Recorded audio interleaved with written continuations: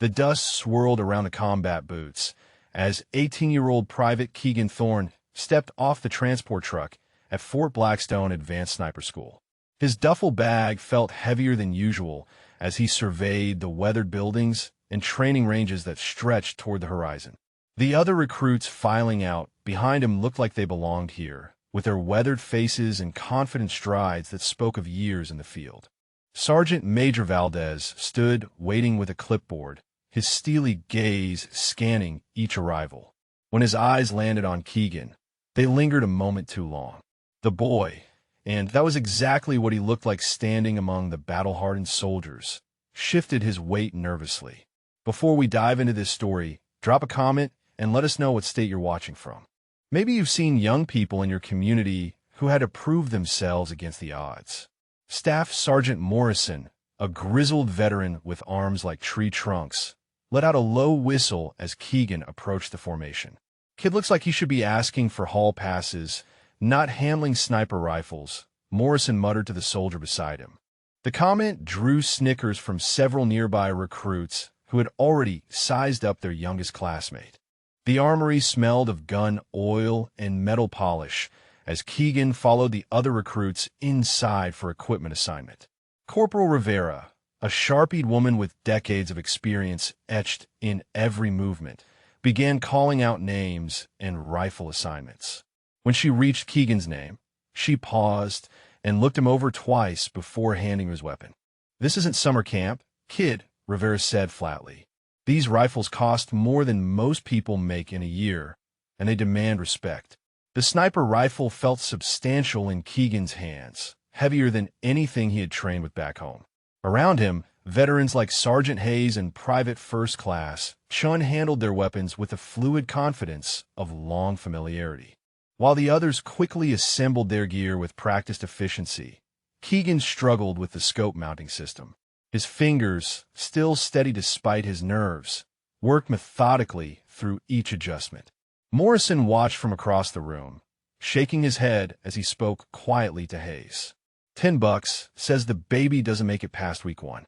But as Keegan finally secured his scope and brought the rifle to his shoulder for the first test alignment, something clicked. His breathing naturally slowed, his grip found perfect balance, and his eyes settled behind the optic with an instinctive ease that surprised even him. The crosshairs steadied with remarkable precision. The classroom felt stifling as Master Sergeant Brooks began the advanced ballistics lecture. Charts covered the walls showing wind calculations, bullet drop tables, and atmosphere pressure effects. While most recruits shifted restlessly in their seats, Keegan leaned forward, absorbing every detail about trajectory mathematics and environmental variables. When Brooks asked about compensating for a crosswind at 800 meters with a 20-degree temperature differential, hands remained down around the room. Keegan's hand shot up immediately. The room fell silent as he provided the precise calculations, factoring in humidity and altitude adjustments that even some of the veterans had forgotten. "Great, we got ourselves a textbook warrior," Hayes whispered loud enough for others to hear. Chin nodded in agreement, rolling his eyes as Keegan answered another complex question about scope parallax correction. Morrison leaned back in his chair with a smirk. "Book smarts don't mean squat when you're lying in the dirt with bullets flying overhead. Rookie." But Brooks noticed something different. The kid wasn't just reciting memorized formulas. He understood the underlying physics, grasped how each variable interacted with the others. When the lesson moved to wind reading techniques, Keegan asked questions that revealed an intuitive grasp of atmospheric dynamics that typically took years to develop in field conditions. The firing range stretched out under the blazing afternoon sun as the recruits took their positions for initial marksmanship evaluation. At 200 meters, paper targets waited to judge their skills. Keegan settled into the prone position, his rifle steady against the sandbags as he controlled his breathing just as the manuals had taught him. The first shot rang out from Morrison's position, followed by a satisfied grunt. "Bullseye." Hayes and Chun followed with equally impressive groups, their years of field experience showing in every controlled squeeze of the trigger.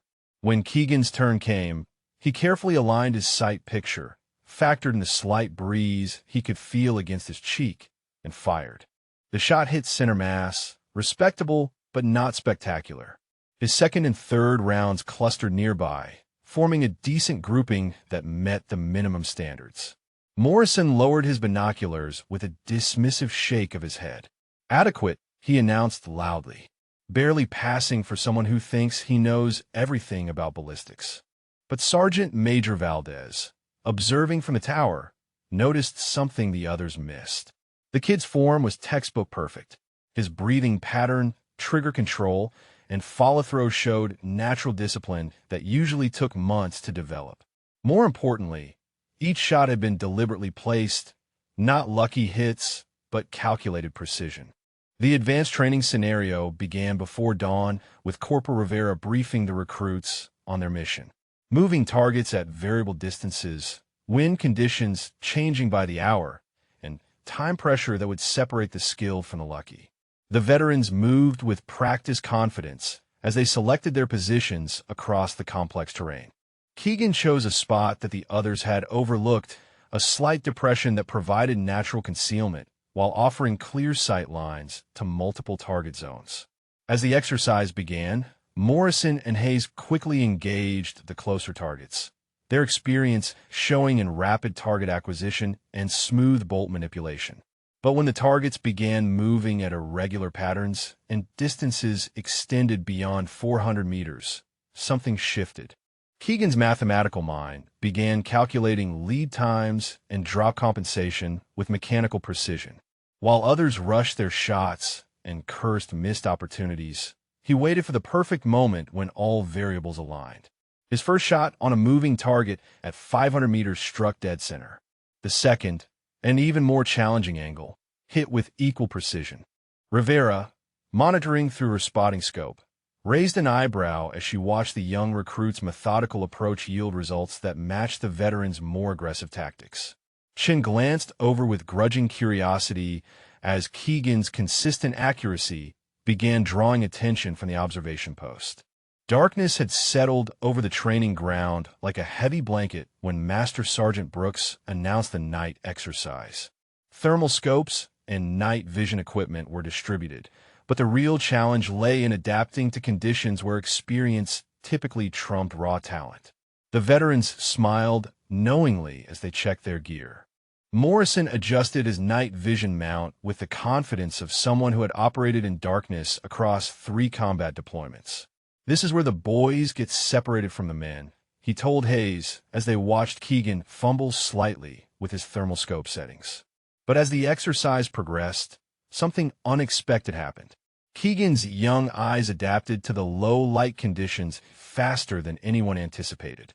While the older soldiers relied heavily on their electronic aids, he found himself able to pick out subtle heat signatures and movement patterns that his scope barely registered.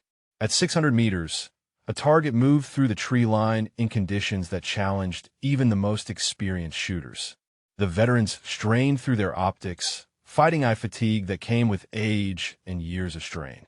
Keegan settled into his position, his breathing steady and controlled, his young reflexes responding to minute changes in target movement.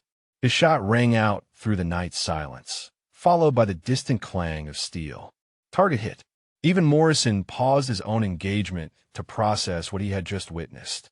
The mess hall fell quiet around Keegan as he sat alone with his meal, the weight of constant scrutiny pressing down on his shoulders. Chun approached hesitantly, curiosity finally overcoming his initial dismissal. "So what's your story, rookie? You didn't just wake up one day and decide to be a sniper." Keegan looked up from his tray, considering his words carefully. "My grandfather was a Marine sniper in Korea," he said quietly. "Taught me to shoot when I was 8 years old on his ranch in Montana. Every summer, every weekend, we practiced together until the day he died." The mention of Korea caught Morrison's attention from across the room. He had heard stories from the Oldtimers about the frozen hell of that conflict, where precision shooting meant the difference between survival and death. Chun leaned forward, his expression shifting from skepticism to interest. "Grandpa used to say that shooting wasn't about the gun or the scope," Keegan continued. It was about understanding the connection between your mind, your body, and the target. He made me calculate every shot in my head before I ever touched the trigger. Said most people shoot with their hands, but snipers shoot with their hearts. The authenticity in his voice carried across the mess hall, and even Hayes found himself listening as Keegan spoke about the countless hours spent learning patience, precision, and respect for the craft. The Week 3 evaluation arrived with gray skies and swirling winds that would test every recruit's ability to adapt to changing conditions. Sergeant Major Valdez stood at the observation tower as the candidates took their positions for the 700-meter precision challenge.